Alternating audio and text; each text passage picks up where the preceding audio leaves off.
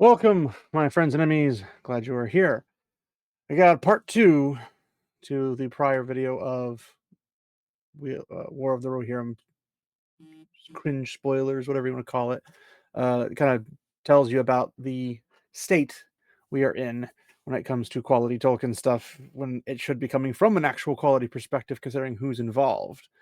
But it seems that times have changed, and when times have changed, so has people's actual care about their products. So, with that being said, let's jump into this. So, again, this was from a group I'm a part of, and the person who's saying this stuff could be completely just making it up, but I would not be surprised in the slightest if any of these. I mean, if even one of these came true, I'd be like, yeah, that was enough. But if all of them come true, I really probably not find good things. It also sounds a little too constructed in a movie format to be completely just utter nonsense. So otherwise, the person who made all this up, if they made it all up, they should probably be the ones writing the movie rather than whoever did. So, but we start out with Helm refusing to go to the Hornburg, preferring to fight at Edoras. Hera disobeys him and secretly moves everyone out while the armies are out fighting. Because disobeying your father is totally something normal that you would do in that era because no repercussions whatsoever. Both Haleth and Hama, Helm's sons, are killed in the first battle before they ever even plan on going to the Hornburg. In the book, Hama dies during a sortie from Hornburg a year later. Um, so we got these random, just two unnecessary deaths at the beginning because we have to get the guys out of the way because they're incompetent and make room for the women who are the actual, they're the real bosses, don't you know? There's a random Rohirrim noble or more that betray Helm and side with Wolf. I don't. They're probably because they portray Helm as a jerk, and the nobles don't want a jerk that they follow, so they'd probably side with Wolf because they just don't like him, or he's done something to them as well. Um, Helm is wounded in the battle and spends the rest of the film sick until he starts doing his solo sorties. He is portrayed as insane when that happens, and Hera rules unopposed and unquestioned the entire time they're at the Hornburg. This is not accurate to the story, obviously, because Hera was not the ruler, and Helm was not wounded in the first battle, and he is not insane when he goes out from the Hornburg and just absolutely starts slaying people. Um, Hera steals Aragorn's entry into the Helm's Deep shot, which means double door push open. The Rohirrim do not do any fighting or send any sorties from the Hornburg. They just sit there and do nothing. Hera kills a troll that Helm is unable to defeat because, massive fighter that's fought all his life and is notorious for what he can do, just can't manage to pull something off that his unnamed daughter can't. Reeks of girl boss. Hera saves every single named male character at one point or another. Well, I mean, if they're all incompetent, that does check out. Hera can communicate with the eagles and even send them to deliver items for her, essentially being her personal carrier pigeons. Well, if that's the case, why didn't you just have them bring giant rocks they can launch onto Wolf's men from really high up, and then they won't be able to see the rocks coming until they land? Wolf's men build a massive siege tower with a huge ramp that is so long and is out of arrow range, which they drop onto the wall to get over it. Yeah, I think we've seen that in the trailers and stuff. When Wolf is about to full breach the Hornburg, Hera sends out all the male soldiers away through the caves, and just her and the old lady shield maiden stand against the army. And there's a scene of her telling one of these men to leave that is a direct mirror of Theoden telling Eowyn to escort the women and children away from the wargs and the two towers. I don't know what to say about that one. Just Freylof does not defeat Wolf at Edoras, but instead goes directly to the Hornburg, and Wolf's men, who have not been defeated by Hera and the old lady, think he's got Helm's ghost and run away. Okay, then. Just, I can't. This hurts reading, guys. Hera defeats Wolf in hand-to-hand combat and kills him. because why not? Hera is either lesbian or celibate, constantly going off on how she will never be wife to any man. Heard that one a lot of times, like a lot. Both Helm, before he dies, and Freyalof insist that Hera should be the next ruler.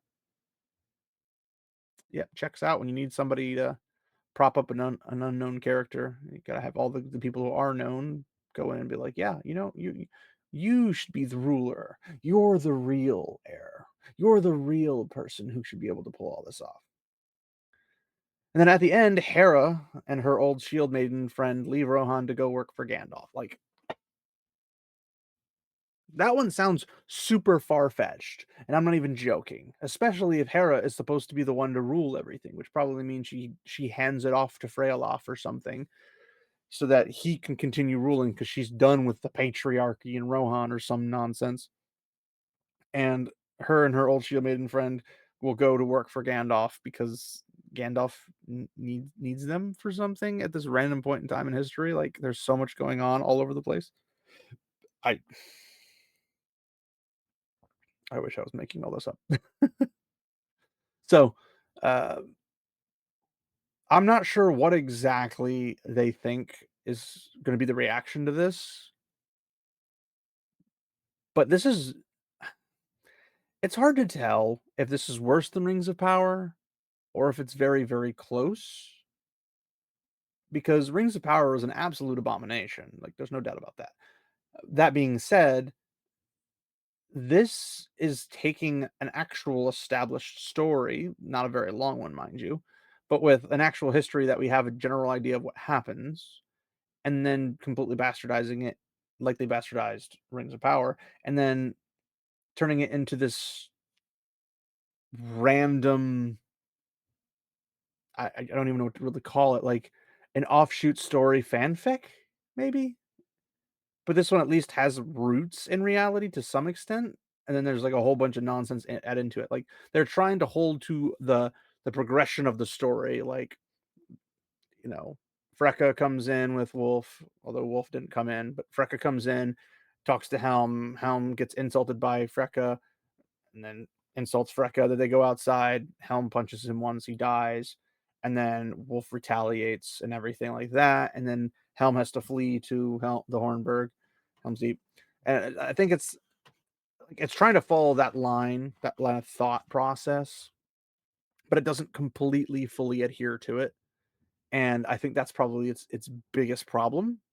So it's one of those nice features where we can just completely bypass a lot of this content and just be like, okay, they have the skeleton there, and then they just filled in with everything else. Where at least Rings of Power, we don't even have a skeleton. Like, everything's out of order. The places aren't the way the places are supposed to be. Like, walls are not there, and then they're there magically, or they're launching projectiles into mountains that cause an avalanche to block up the water, which would just build up the water and pour over that. Like, all the crazy weird stuff that just doesn't make sense. Like, my father's mad in Khazad-dûm, so we need to send all of our legions back that I won't use any of them to stop my father, but I'll bring them back instead of just sending somebody else as a commander and then sending them in to help the like, nothing makes sense. There is no plot that is lined up with anything in the source material. The rings are created out of order. Everybody apparently knows about something in another sense because, like, even Sauron knows about the Elven rings, where technically didn't know about them in the books until after the creation of them, and then he goes and burns everything down to the ground trying to get them back and fails, thankfully. But they can't even get that right. They're like, we're going to do the Elven rings first instead of dwarves and men, and it's just it's complete and utter chaos. It's complete nonsense. So from that perspective, at least with this, there's a little bit, a touch of a grain of truth in terms of like what is in it. But it's not going to save it, in my opinion, over basically anything else. Like, Warner Bros. Really shot themselves in the foot. And I have more reason to believe these are correct than I have reason to believe they're incorrect. You may disagree. If you do, leave a comment and explain why you think that is the case. If anybody else has seen it, if you want to comment on it, by all means, please do. If there's something I need to change or whatever, I'm more than happy to do that. I'm not married to this list or the prior videos list, but I do not doubt it for one moment because of what the directors, producers, and writers and everybody has said about this in interviews and what we have seen from modern audience-based projects. So, my personal opinion, this is fact, more or less. Some things might be seen one way, presented, and then they're actually shown a different way. But all this basically checks out for a consistency of, yeah, it's girl boss time. Like, this is Ray 2.0. Like, we're getting Star Wars in the Lord of the Rings universe. Like, it hurts. So, well, that'll be it for this one, guys. Thanks for watching. If you don't mind liking, commenting, subscribing, sharing with your friends or anybody that you might think might enjoy this content. It is a short one, like the last video. Typically, I do more long form content. So if you're liking the long form content, leave a comment below that you want me to make more long form content. And if you like these short videos, let me know, and I'll see if I can find some more, not necessarily long form contents, because reactions to videos and types of things usually end up being long form. But if you guys do like the short form, please let me know in the comments below, and I will see if I can find some more stuff. It's kind of hit or miss because the world of culture just it changes on its own whim. So who knows? But thank you again for watching, and I hope you guys have a great day. So remember, my friends, walk in the light.